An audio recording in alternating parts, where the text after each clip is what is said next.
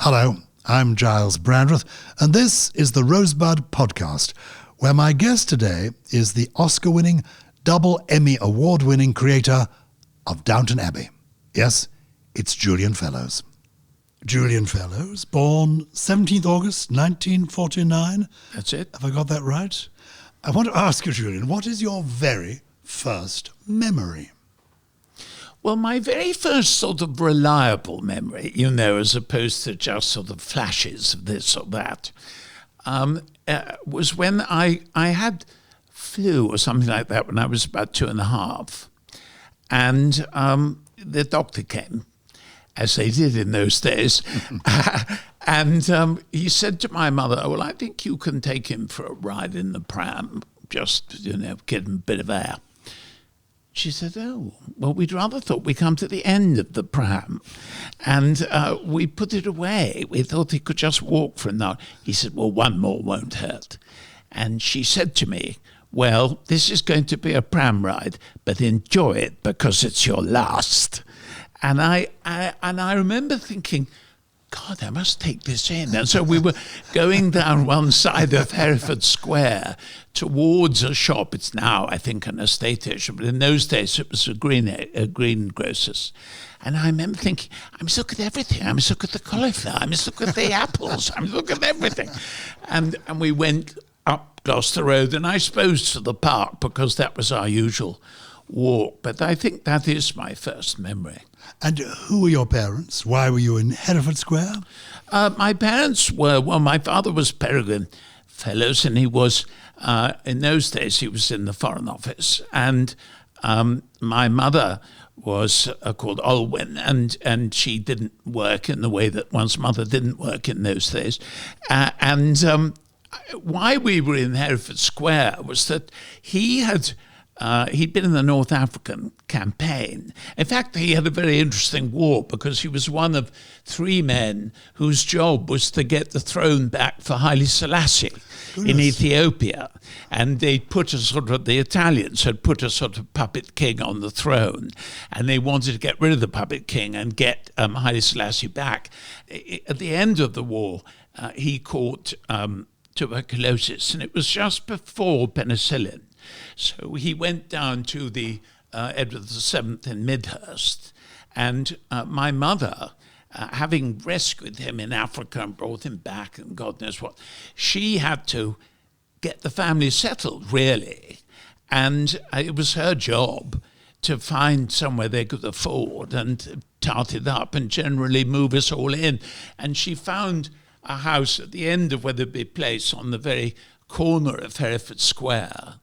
And she herself had to paint it and get people to mend the windows. And of course, it had all been bombed all around there. She, at the beginning, she kept saying, oh, who will I get to do that? And they said, look, I'm sorry there, but there's no one, it's you. And so she would get into her painting clothes, and then every day, with whichever child she was in charge of at that moment, she used to go up to the Odeon in Kensington and wash and generally restore order and come back for a normal evening. Because there was no proper bathroom. There was no bathroom, there was no loo, there was nothing. Oh, after the war, there is nobody. There is the house. None of the taps worked. None of the lights worked. Nothing worked. And there was no workman to help. And there were no workmen to help. So this excellent, able woman, your mother, who has how many children in all? 4. Of which you are the youngest? And I was the 4th, yes. And of course, my elder brother, who was 12 years older than me, was a degree of help as far as she was concerned. But the other 3 were pretty useless. But, they were a tough generation, that. They if they had to get on with it, they got on with it. So this is the house, is it, where eventually my parents and I came to live in the basement? Yes, exactly that house.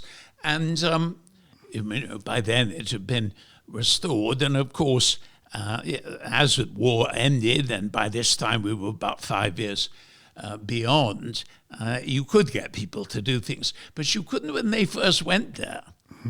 So you're born in 1949. Yeah. Your first memories of the early 1950s. Is this a nanny pushing you in the I had nannies, but my mother had been one of those children. She had 3 sisters, and they all preferred their nanny to their mother. My grandmother, of whom I was extremely fond, actually, but I think as a mother was rather unsentimental and rather detached. And they had a nursery maid, a nanny, who was almost the same age as my eldest aunt. I mean, she was only about 15 or 16 or something. And they adored her. And my mother didn't want that with her own children. She didn't want us preferring the nanny. And so the moment we affected any sort of affection for our nanny, the moment we praised her, she was gone. And so we learned this, and we learned never to praise the nice ones, so they would stay in position. But by the time it got to me, a little bit later on than the last pram ride, but when my next brother up, Rory, went to boarding school at the age of 8 or whatever, and I was 5, then the nannies were rather finished. And in those days, London had a system called proxy parents, and you could hire a nanny for sort of 2 days a week. You would have her every Tuesday and Thursday, and you would share her with 1 or 2 other families and so on. Quite sensible, actually. And so you, the mother, you knew you had these 2 days free when you could do other stuff. And that was really what we went to. And then at 8 or whenever, I also went off to boarding school, and that was the end of that. As a little boy, you and I knew each other because my parents, I imagine, to supplement a bit the income of your parents, were lodgers in a way in the basement flat on the ground floor. Yes, the lower ground floor. We had the basement as a separate flat, Yeah. and I think it was, certainly to make a bit of extra money. And we regarded you as this rather grander family upstairs. I do remember my sister Virginia, who is still with us. She's now in her mid-80s. She had quite a thing for your brother Rory. But this is in the 1950s. They were both quite small people. She was not alone in this, I may say. And he grew up to be very good looking. He looked very like, if you will remember, although most of your listeners won't, Terence Stamp. Do you remember him? I do remember Terence Stamp. And people Beautiful looking, would my ask gosh. Rory for Terence Stamp's autograph, and all that sort of thing. And he was very good looking, but I rather paid for that because I was not. And to be the younger brother of a very good looking chap and to be rather plain yourself is not a recipe for emotional fulfillment, I can tell you. So how did you relate to your older... one sister and 2 brothers, is it? No sisters. Just we were 4 boys. 4 boys. My eldest brother, it was 12 years older than me, but so we weren't really very involved because I was 6, he was 18, Yeah. and he was off being a Debs Delight and so on. And we got on perfectly well. I wouldn't put it higher than that. We were perfectly polite to each other. The next brother down, David, was only 6 years older than me. And I would say I probably got on best with him of my brothers. But Rory, who was the handsome one, we didn't get on at all. Oh. And we fought throughout my childhood. Physically or with words? I mean, how? Physically and words, Wow. and anything else you can suggest. And it was fairly awful. I mean, I now, we're older and we all reasonably get on enough to, at any rate, to get through weddings and funerals and things. And we can do all that. But at the time, it made me very unhappy. It made my parents very unhappy. It made my mother very unhappy that she had these 2 children who didn't get on. But, there wasn't really very much she could do about it. What's your sweetest memory of your mother and you together? I was very, very fond of my mother. And because I was the 4th of 4, parents, when they have a fleet of children like that, they get a bit bored at the end with the bedtimes and pocket money and all that sort of thing. And so I didn't really have any of that. When I wanted some money, I got it. When I wanted to stay up late and watch a Hammer horror film, I did. And of course, it was very annoying to my brothers who'd dutifully gone off to bed at 7:30 or whatever. And there they saw their younger brother some years later sitting there at midnight watching, whoever, Dracula tearing the throat out of someone. I think that was a bit annoying. But my mother and I had a very similar sense of humour. And we were both very social. And I would say that both she and I lived in the same world. We liked the same sort of people. And later on, when I was a rather old-fashioned social body, and I became what used to be called rather disparagingly a Debs Delight, and I did the season, and all of that. She enjoyed all that, and she enjoyed those girls. And then after I left Cambridge, I went to drama school, and she loved that. And that was all great because she was a sort of anarchist, really. I mean, my father wanted me to go into the Foreign Office and do these various respectable things, but she didn't really care much about that. She wanted me to have fun. Can you remember and evoke for us a particularly magical moment with her, a meal or an afternoon, an evening, just you and your mother together? I remember one time we were in Yorkshire, because I was at school there, I was at Appleton, and she came up on her own. Normally they came up once a year, the pair of them, but again, getting to the end, she would come up on her own every now and then. And I remember we went to lunch with some friends who had a wonderful house up there. They got married in 1935, so they'd sort of seen the end of the old world. Well, I suppose I did too, really. And I remember that as a very happy day. But on the whole, when we were all together as a family, it was usually marred with the quarrels. Gosh. So in a way, my happy memories of my parents are when I was alone with them, really. And of course, there was more of that as I got older, and the others peeled away and got on with their lives. Did you belong to a generation that still called your father Sir? No, we didn't call him Sir. We called him Daddy, but of course we called him Daddy to the end, Every now and then we'd call him Pa, but mainly we called him Daddy. And it was becoming funny by the end, I think.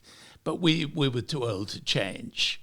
But was he affectionate towards you? What did you feel? Well, my father was quite a complicated man. His own father had died in the Great War when he was 3. And so he was left alone with my grandmother, his mother. And she was not maternal at all. And she was a pianist, actually, quite a good one. And very, flapper, really, we would say now, and didn't have much time for him. And very early on, he'd gone to boarding school, and he'd said to her, "Can you look after my rats?" And there were these 2 rats he had in a cage. And he came back when it was the holiday, and they were gone. And he said, "But where are my rats?" And she said, "Oh, they were so silly, I got rid of them." And years later, when he was, about 80, I said, "You never got on with your mother much, did you?" He said, "She got rid of my rats." Yeah. And it was such a lesson that with children, you don't know what they will remember, and you don't know what they will hold in their hearts, both for good and ill, right to the end. But he was quite, in a way, a solitary man. He got on very well with my mother. He came from a grander family than my mother, but he was a sort of poor relation. He was always staying with aunts and uncles, and his cousins all had better guns and better clothes and a car, you know. And he, with a dead father, didn't have much of any of it. Whereas my mother, who came from a more ordinary family, her father was a civil servant, but she was very good looking. She'd always been very confident. People were pleased when she turned up. And in a way, she sort of solved him, that she allowed him to have a social life, which he'd hardly had before. And she persuaded people that they were a fun couple, but they weren't really. She was the fun one, and she was the good looker. And he went along with it. But you know, they were happy. I mean, people say, what is it? All happy families are the same. Everyone unhappy is unhappy in their own way. I think it's true with happy and unhappy. And they, in a sense, they made a deal with themselves that worked. The change for him came when because he'd had this lung in the war and blah blah. The assumption was that he would die about 130 years ahead of my mother, and so all of their provisions and all of their financial arrangement were all based on the fact that she would be this widow. Of course, in the event, she died of cancer, and he outlived her by 20 years. You know, yet another lesson, if lesson were needed, that you just don't know what's around the corner. And for him, then, it was quite testing, because suddenly all the kind of birthday card side of life fell to him. Eventually, after a couple of years, he married again. My stepmother, who was great, actually. I don't have any bad stepmother stories. You know, she was interested in us, but not too interested. You know, she was always pleased if we came for the weekend. She was always happy to see us, but she didn't tell us we'd put our children in the wrong schools, you know, and all that stuff. She was very happy to let us get on with our lives. She's ideal. And she took some of the burden off your shoulders. Oh, no, she was great. I don't have a bad word to say about her. With your father, you said a moment ago about the rat story, that we don't know what the good and the bad is, that people stay with people all their lives, and we know childhood does last a lifetime. What is the good in you and the bad in you that you got from your father? He was very clever. He was a very clever man, and he was an intellectual, and he was determined to have opinions that were based on something, and he encouraged all of us to do the same and to do our own research and all the rest of it, and not limit ourselves to what we were taught, but to find subjects that interested us generally. And with me, it was history. I would say two of us were cleverer than the other two. But nevertheless, I think pretty well all of us could put up a reasonable conversation. We're very political as a family, but quite varied. So one of my brothers was very left-wing, I was fairly right-wing, you know, and so we had political arguments a lot at home, very much including my mother. And so I grew up thinking that, well, one of the few things I have agreed with Vanessa Redgrave is when she said everything is political. And I rather think that too, that almost everything we do, and certainly the choices we make on how we live our lives and everything, have a kind of political basis. But a lot of that came from my father. Was there something bad that came from him? Something in you that's bad? Or a moment that you recall that is painful to you, that you thought, actually, well, Daddy, of course, a moment right? that was very actively painful to me in the more traditional sense was when I was very angry with them, as with almost all of one's memories of anger. I can't really remember why now, but we were having dinner or supper in the breakfast room at the home. Because we'd moved my parents bought a house in Sussex, and after a bit we lived between Sussex and a flat in London. Initially, the flat you rented, and then later we bought another flat, And anyway, we were in Sussex, and I was furious with them, and I picked up a vegetable dish full of baked beans, and I threw it at the wall, and it shattered. And the beans went everywhere. And I've never forgotten it. It was about 6 of us, 8 of us having dinner. It's complete silence. And then I looked towards my father, and I could hear him starting to get up with a kind of growl. And I thought, I better get out of there. So I ran off, and he ran after me, chasing me. And he caught me in the hall. And on the wall in the hall, like a lot of people then, there were riding crops under a sort of looking glass. And he pulled one up the wall and beat me. And I suppose it should have damaged me for life, and I should have been full of a sense of grievance. But to be honest, when I reviewed the situation, I didn't really feel it was an unreasonable result. So I don't remember particularly holding it against him. But what I did have from him, which I think was not helpful, certainly to my wife Emma, and indeed I could name a couple of my brother's wives too, was a very quick temper. That he would explode. I mean, in his defense, it was over very quickly. He wasn't a sulker at all. And those people who were in a mood, for 3 days and won't talk to you, we didn't have any of that. But what we did have is boom. And I think I do it too now. Usually when I lose my temper, there is a reason for it. I don't suddenly wake up in a bad mood in that way. But I'm too angry. You know what I mean? For the thing that's provoked it, I would have been justified in being cross, but not this sort of something out of a film beyond, And I think that came from my father. My mother didn't have a bad temper. She was very tolerant. Did he introduce you to the world beyond England? You're seen now as very much a British, really an English writer. But Africa was part of your heritage. Africa was part of my heritage, and I spent a couple of years in Nigeria, and why then was this? later... Why was this?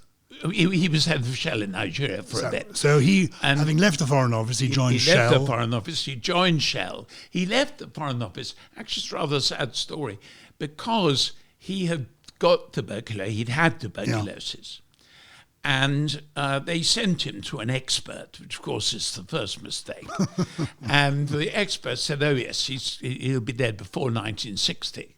Mm-hmm. So they wouldn't train him anymore to be an ambassador, which had been his original career path. And they offered him a consular career.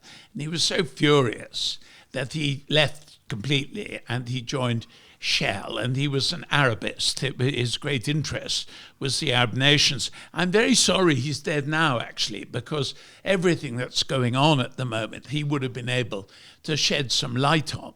And he spoke Arabic, and he knew a lot of Arabic history and all of that stuff, and Africa as well. And my mother adored Africa. She absolutely loved it. There were aspects of English life and things that she had little patience for. She was irritated by some English stuff. But in Africa, she felt free. She absolutely loved it.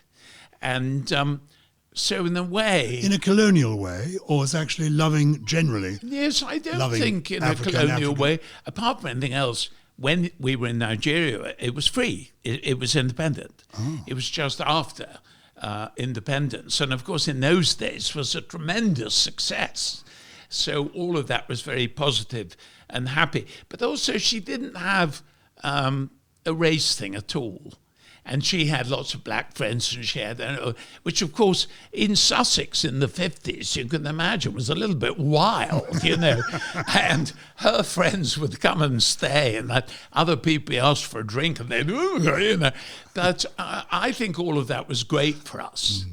And we did have a sense that the world is a big place. And in the end, for me, America became an important part, because in England the thinking was very much against people like me when I was first writing, and there was a sort of assumption that if you were perceived as posh, which of course is not the same as being posh, but if you were perceived as posh, then obviously you were untalented, because it was impossible that anyone posh could have any gift at all. And that was very annoying. But the Americans didn't feel that. The Americans, I mean, they're criticized for, what did your last picture make, and so on and so forth. But I don't criticize them, because they didn't care about all that stuff.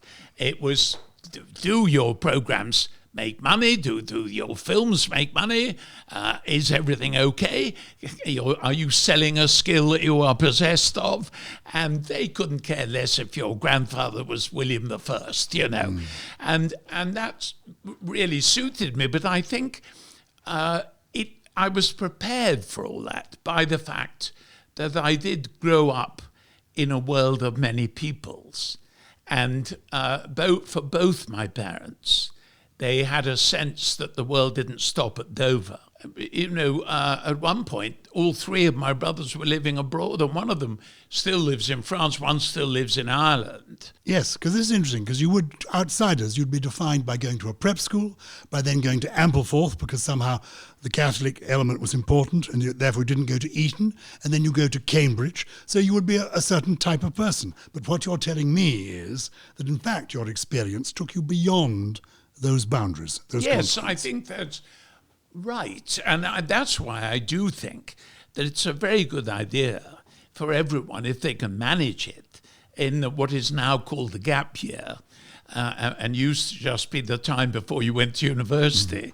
But if they can get away and do something, it doesn't matter what, do something in some other country, because it gives you the opportunity to look back at the people you've come from and see that what, in a way, you thought were facts were only your parents' opinions.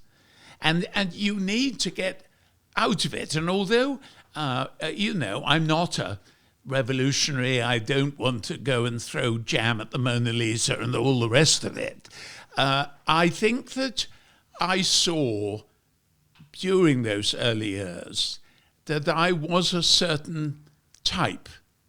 And I saw the type for what it was. And I think that in so doing, I saw there wasn't quite that type. And that was very helpful to me later. Can you remember your first night away at boarding school? How old were you? Can you remember the dormitory, the bed, what it was like? I can't now remember if I was 8 or 9, because it was September and my birthday is in August. So I was one or the other. And my prep school was a rather grand house called Gilling Castle, which has now been sold by Ampleforth. But a very beautiful house, actually, that had been done up. It was originally Elizabethan, then the Georgians had had their go and so on. And our dormitories were the old bedrooms. Oh. So they were all these rather grand, sort of panel, rather charming rooms. But my brothers had, to a certain extent, I think without malice actually, not really told me how awful boarding school was. And when I finally was there, and I'd had this great train ride and then a great bus ride, and finally I was there, and I suddenly thought, my God, I'm not going to see home or my parents for 12 weeks or whatever it was. And that was a very bleak moment, which actually I can remember quite well. And I did cry on my first night away, I didn't like it. I mean, I never liked school much. Was there a consolation? Was there a matron or a teacher or one of the other boys who became a friend that you could turn to? I had my friends, and I don't actually have very many school friends left, but I do have one or two. But my real consolation was a bit later on, when I got very friendly with the matron. And she used to let me come into her room and drink hot chocolate and watch television till about 10:30 or 11 at night. And I think, I suppose one would now examine her motives, but I think her motives were very uncomplicated. I think she was a very nice woman. We got on very well, and she could see that I wasn't enjoying it, and I would enjoy it more if I watched that television. Bless her. And were you wearing a wine-coloured dressing gown with a cord? What were the pyjamas like? I think we had fairly standard pyjamas. I remember towards the end of prep school, I decided to have a completely different kind of dressing gown, and I had a more nearer what we'd call a smoking jacket now. And of course, I thought it was absolutely great until I got to school. And then I realized I didn't want to have one that was different from everyone else's. And so that was rather a terrible thing. As my mother had said to me, you won't want to be wearing a different thing when you get there. And of course, I brushed her off. But, I couldn't then say to her, you were dead right. So I had to live with this sort of smoking jacket for about 2 or 3 terms before I was allowed to have an ordinary dressing gown again. Did matron have a tin of biscuits as well as the hot chocolate? Oh, she certainly did. She was really an absolute brick all the way through. And she made a difference for me. I mean, it meant for me that every evening wasn't a trial and a torment, No. I would sneak down after lights out, and there I would be for 2.5 hours. Oh, bless her. Well, I love her.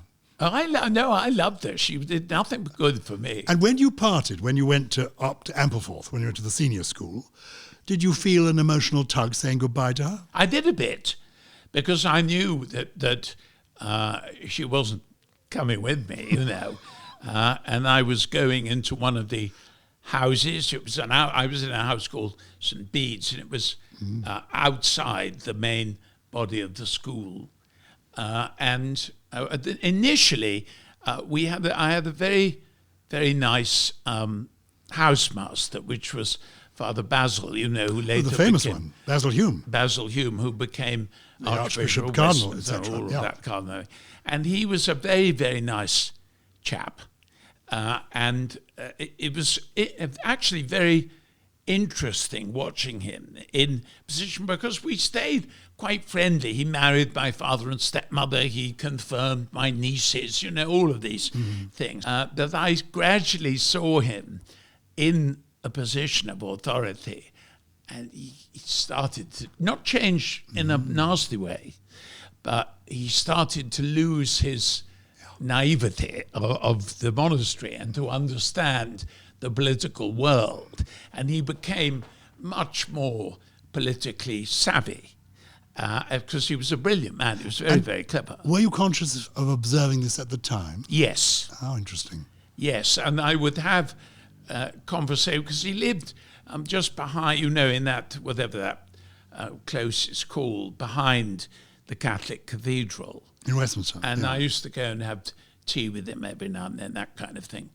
And I just noticed that the way he dealt with different supplicants and things. And I think by the end, when he was Archbishop and all the rest of it, he was by then a brilliant man. How did you change at Ampleforth? What sort of a boy were you? Give us a picture of the teenage Julian Fellowes at Ampleforth. I think I realized early on I didn't want to be one of those boys who was trouble. I thought, no. I would see various examples of it going on around me. And I thought, no, this isn't the way to do it. The way to do it is to find out how you can get what you want without making too much of a stir. And actually, as a philosophy, it hasn't served me badly in show business. But I didn't want that. But on the other hand, I didn't want to be goody two-shoes. I hated sport, really, from the beginning. A hatred that has stayed with me. Playing rugby and all this was an absolute torment. In those days, everything was compulsory, But I was quite friendly with some of the monks. I remember... Were all the teachers monks in those days? Not all, but the vast majority. Yeah. And all the housemasters were monks. That's all gone now. Yeah. But I remember there was one called Father Edmund who ran the bookshop. And I eventually became his assistant, and I would run this bookshop with him. He was a very nice man.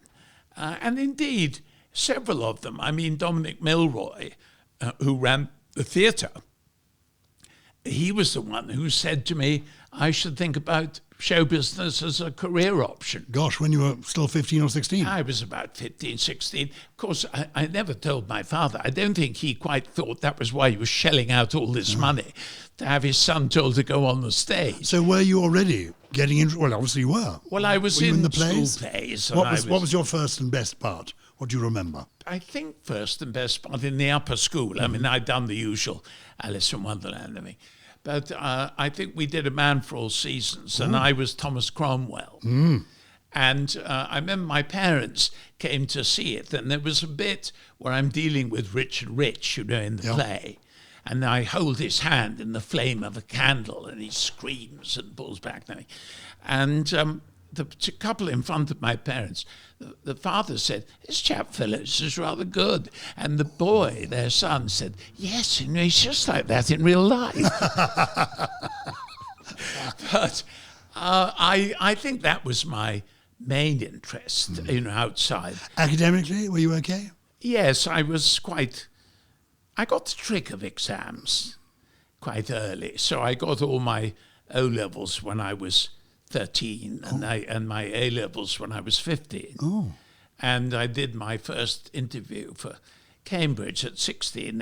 And looking back, I don't know if it was because I was particularly academically clever, but I understood what they wanted from me.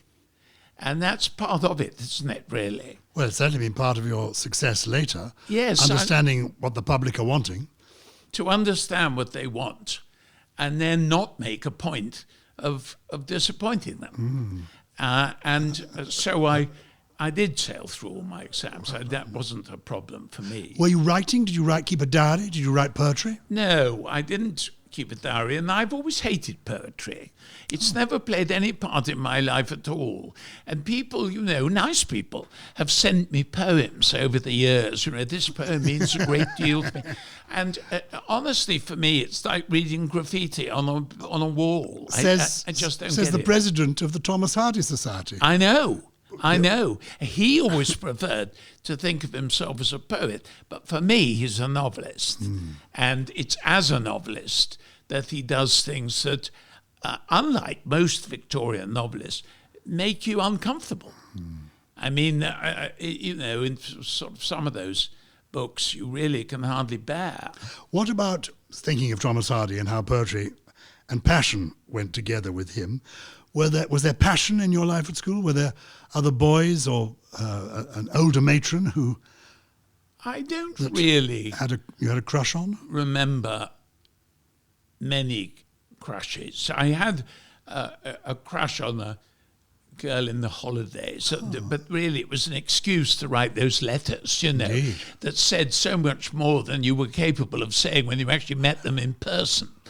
I don't really remember much before Cambridge. Then I would say crushes, and sort of, it's difficult to describe. There are people you get fascinated by. It doesn't have to be sexual or even romantic, but there's something about them that you're rather obsessed by, and I did have a few of those. I sort of felt there was a life out there for me if I could just find it. Before we leave Ampleforth and all those monks who were teaching you, were there any bad monks at the school? Was it? Yes, I mean, there were nasty monks. And I don't necessarily mean bad in any sinister sense of interfering with the boys, but there were nasty monks. Certainly the headmaster of my prep school there was one of the nastiest men I've ever known in my life. How did that manifest itself? And he just was a horrible person. And he couldn't say or do anything that wouldn't make you unhappy. The worst thing that could happen to him was to say something that had a good effect. He was horrible. And actually, I worked quite a long time in show business before I met someone who I would say was as horrible. Even then, I wouldn't make you say it was any worse. But, show business is full of God knows egos. And you spend a lot of time dealing with egos. But for most people, if they make people unhappy as a sort of byproduct of what they want, of getting what they want, that's one thing. But for most of them, it's not the purpose. I've one guy I worked with and made a film with, who shall be nameless. It was the purpose. He came in to make everyone feel unhappy. And that always rather fascinated me. He succeeded, clearly. We go to Cambridge now. And is Cambridge where you come alive? Yes. When I arrived in Cambridge, I was quite young still. I was just 18. Magdalen College. Magdalen College, Pepys's Cambridge. old college. The what? Samuel Pepys's college? Samuel Pepys's college, and of course his library is there, which is lovely. Cambridge really was when I started to be myself. Bedtimes and thing, I mean, that was all gone. And suddenly, as long as I got the work done, I could do what I liked, really. And what did you like? What did you want to do? Well, in my second year, I was picked up by an old boy called Peter Townend, who in those days used to run the London season. Of course. He ran the Debs circuit. Yes. And he had a book, and he would get in touch. All the mothers would have these events, and he would put the right young men together with the girls' parties. That was the it. essence of it? And I was one of those young men. And I loved it. I was always supposed to say how ghastly it was, and everyone, it's a terrible waste of money. But for me, it was the first time I got away from my brother, because it wasn't his bag at all. He was very much a hippie and the long hair and Maharishis and all of this stuff. I was in white tie at Grosvenor House, you know. Of course you were. And I was not being compared with him. We were not a pair. I was me. And I loved that. And what were you offering people? You were amusing. Is that the main thing you think you had to offer? I think, looking back now, I talked to everyone. I ate the food. And I was usually in a good mood. And for a hostess, that was quite useful. She doesn't mind if you're wonderfully attractive or anyone wants to go to bed. She couldn't care less about that. She wants her table buzzing. And that was what I could help with. Indeed, she'd be slightly nervous if you were too good looking and the possibility of going to bed with one of their daughters was on the cards. Well, also, of course, the Catholic thing came in those days. Oh. They didn't mind if you shot their birds or danced with their daughters. That was all fine. Marry them. They didn't want you to marry them. Unless it was the Duke of Norfolk, you had no hope. It really was quite prominent then. But it was quite interesting to be not disliked exactly, but shunned because of what you are, not because of who you are. And as it happened, of course, the Catholics formed a kind of group. We all knew each other because we were the ones nobody else wanted to end up with. Of course, in the event, most of us married Anglicans, and that was that, including me. But it's quite interesting to have been part of a minority. I'm not in any sense putting myself on a par with a really persecuted minority, but I think I perhaps have a greater understanding of it than some landowner in Norfolk who's, always been welcome. At Cambridge, is theatre then your main recreation? I think my main recreation was driving up to London and going to parties. Going to parties. That Coming was out it. dances and the like. I loved it, and the cocktail parties and the this and the that, and all the girls were pretty and all their clothes were lovely, and it was a very nice time in my life. I feel now you always have to have been having a horrible time in some way, or you lose the moral high ground. But I think the moral high ground has slipped away from me long ago. Have you ever had any lows? I mean, apart from when you first went to prep school? I mean, has therapy been part of your story? No, I've never. Mental anguish, mental never illness? really done therapy. It didn't seem to suit me. I wouldn't say I've never had any low patches, but I've always been pretty lucky in having friends I could really talk to. Now, some of the English don't have that, and they can talk as long as the subject is safe, but they can't really give away much of themselves. I haven't had that. Gosh, you do give away some of yourself. I do, and I think that for that reason, therapy was not as important to me as it might be. And what sort of friends would you be sharing this with when you were a young person in your 20s? Well, of course, the real time of those friends, in a way, was when I went into the theatre. At the end of Cambridge, I went to drama school, and almost everyone in the theatre, not everyone if they're a red grade, but I mean almost everyone, is breaking away from what their family did and what they thought they were. And that's as true if your father is a bricklayer in Northumberland or in the House of Lords in London. You're still starting again. And that produces a kind of conviviality and a kind of sense of being part of a group. And what struck me quite early on, actually, was that because acting is all about revealing, inevitably it means that when you're on location making a film, getting drunk in the evening with the rest of the cast, some of the conversations become extremely detailed and intimate and revealing. When you leave Cambridge, your father still hopes you might join the Foreign Office or do something like that, but you're determined to go to drama school. Which drama school did you go to? I went to Webber Douglas, which has ceased to exist. But I remember I was driving home from Cambridge with my mother, and she said, "Now, have you given any thought to what you're going to do now?" And I said, "I have." And I said, "I've decided I'm going to be an actor. I've done 3 auditions for drama schools, and I've got a part in Webber Douglas." Wow. And I didn't want to tell you before, because if I couldn't get into a drama school, then probably the conversation would never come up. So she drove along in silence for a bit.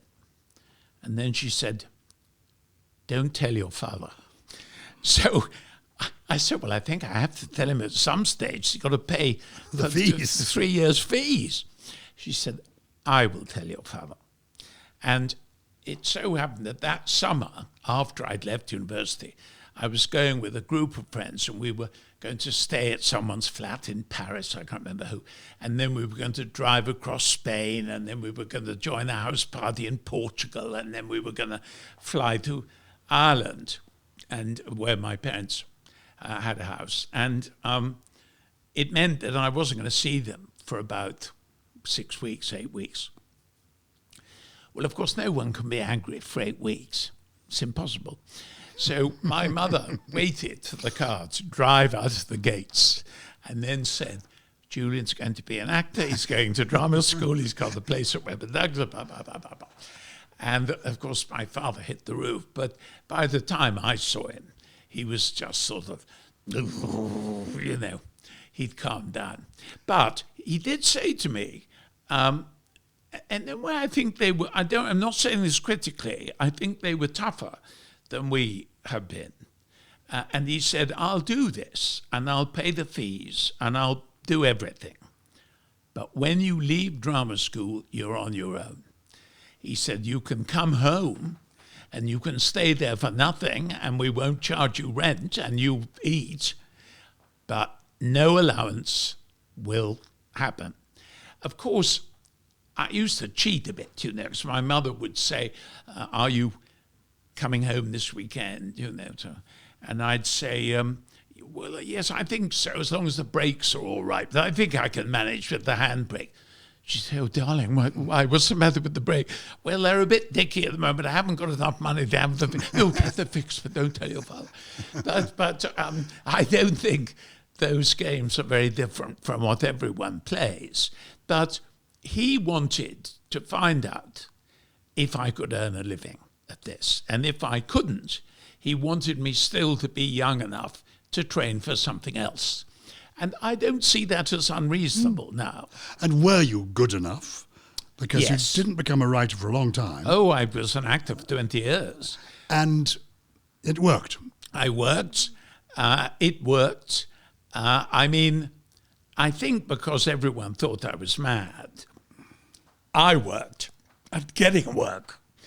And I worked like a dog to get work, because I was so determined that they were not going to be proved right, and I was going to end up in some merchant bank, And so I wrote to people, and I would do things like writing to the man running the repertory company, because there were reps everywhere in those days, and the repertory company in York. And I'd say, oh, I'm going to be in York on Thursday, and I wondered if I could look in. And of course, he'd write back, well, of course, come and have a cup of coffee. Then I would drive to York. Yes. And I did manage to get... I remember you once telling me something, that advice I've shared with other young people wanting to be actors, who always think, I don't want to be typecast. I've had lots of friends who've been in a successful series, and after 2 years, I've got to leave, I don't want to be typecast. And remember you saying to me once, actually, be grateful if you can be typecast, because it means they're looking for your type. The one thing you need to be at the beginning is typecast. And over the years, it saddens me how many potential star careers I've seen go, because the Americans are much better at this, and they understand show business much more clearly.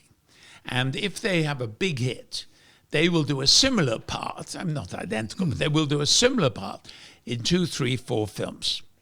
And then, if the public by then has taken a shine to them, then a little more latitude is allowed. And of course, when you become a big star, then you're allowed to do anything you like.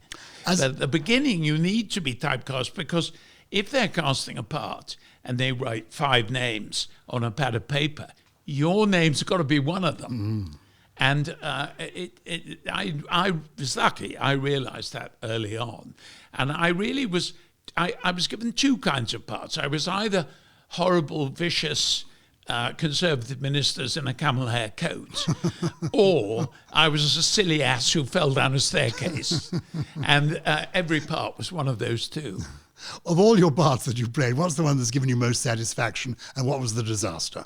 The one I probably enjoyed most was, I was in a series called Aristocrats, and even then I was the Duke of Richmond, But I was allowed to have a normal family life. I had a wife, I had children, I got cross with them.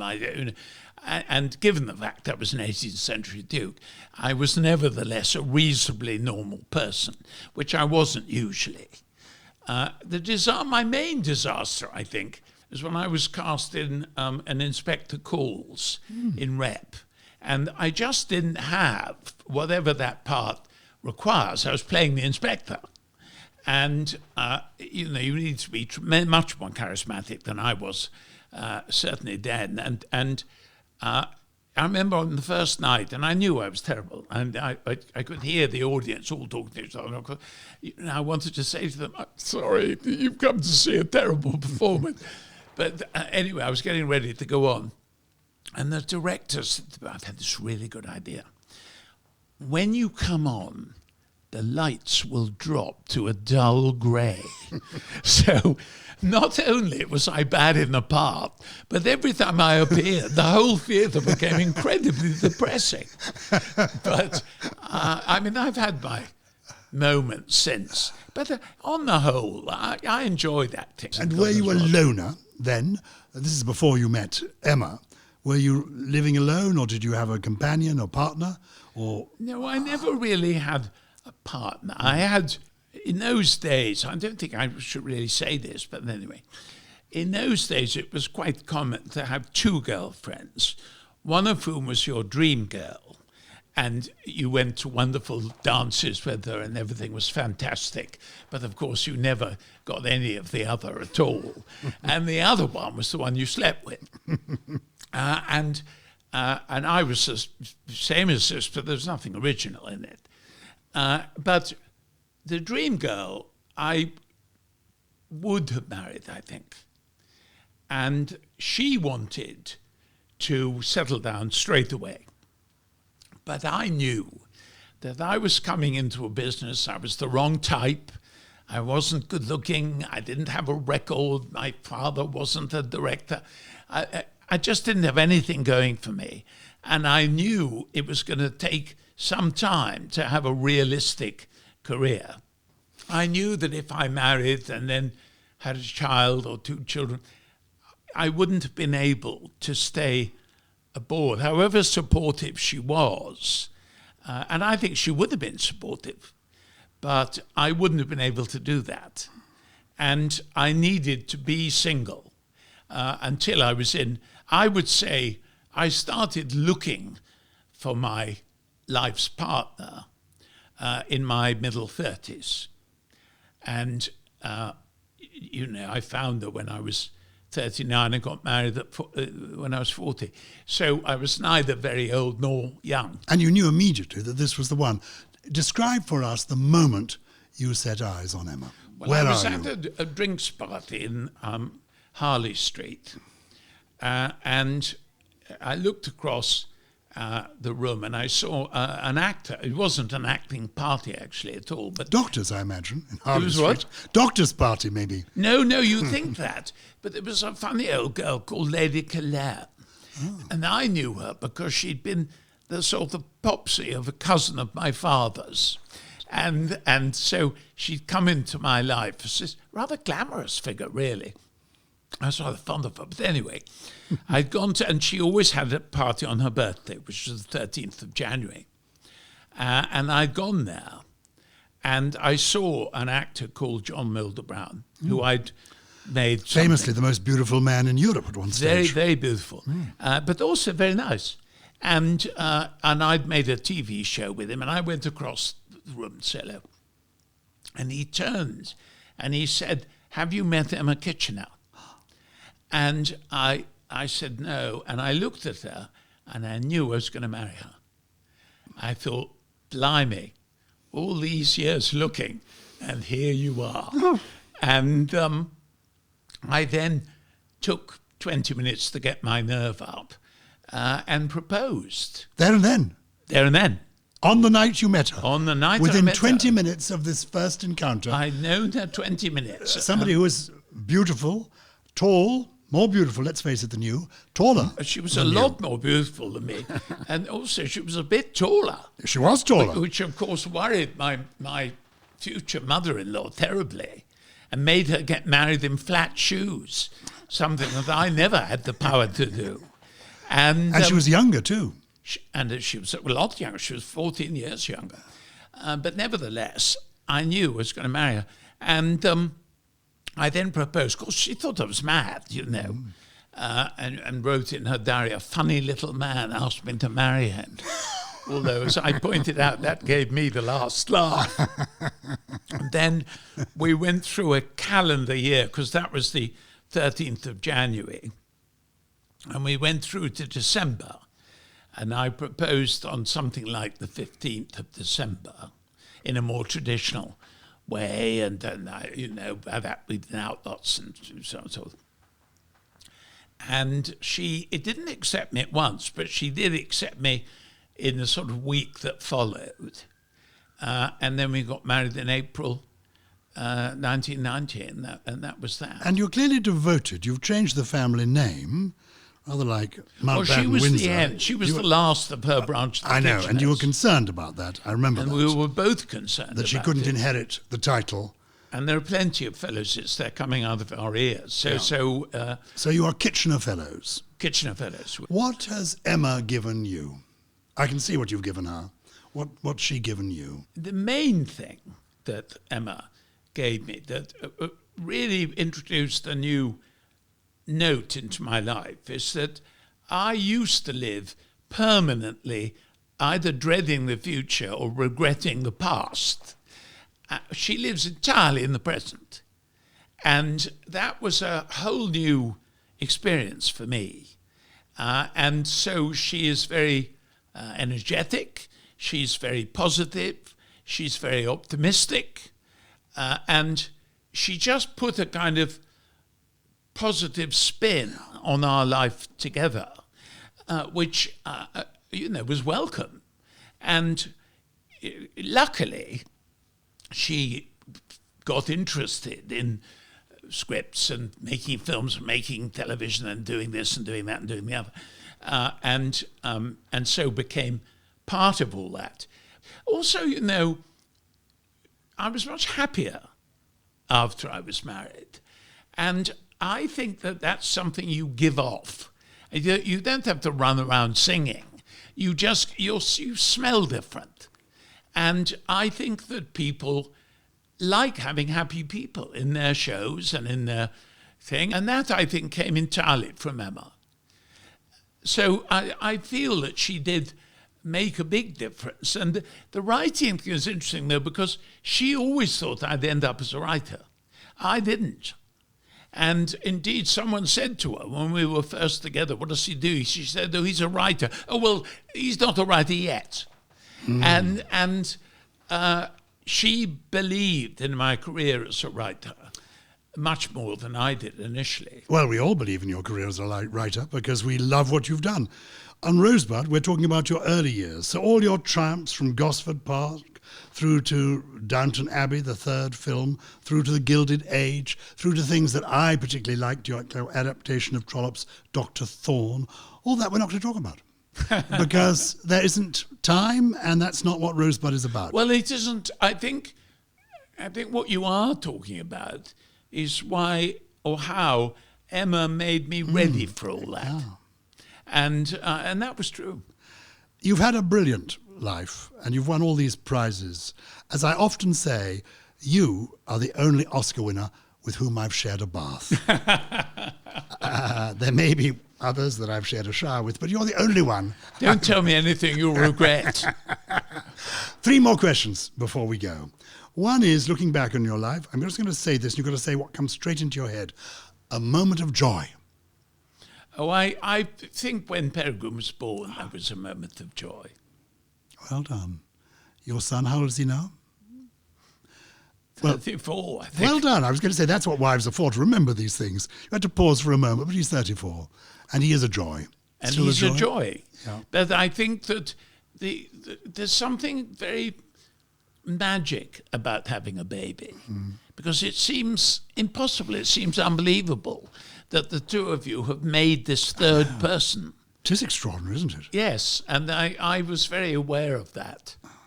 Although I stayed the night, he was born in the Portland, I stayed the night with Emma after he was born. And the doctor came in and said, how are you feeling? And I, of course, thought you were talking to me. So I said, I'm very cold and I'd like another blanket. But the doctor rather severely said, I was talking to Emma. So that was that. And now, immediately what comes into your head when I say a moment of sadness? I think I was very sad when both my parents died. But the death of my mother was much too young. She died in her middle 60s of cancer. And my father died when I had been asked to write Gosford Park, what became Gosford Park, but not when it had been written. And I always wished that at least he had lived 2 years longer and seen all that. Because the one thing my father did have was a real belief that there was something at which I was going to be very successful, although he didn't know particularly what it was. And I remember very early on when I was writing those children's series for the BBC, and I'd written, Little Old Fauntleroy or something. And a friend of his said to him, "Oh, Julian's doing so well. You must be so pleased." He said, "This is nothing." And he expected great things. And it always saddened me that he didn't quite live long enough. What have you learnt? This is our last question, Julian. What have you learnt this long and interesting life where you have achieved so much? Well, I did the other day, someone said, "What advice would you give to your own 18-year-old self?"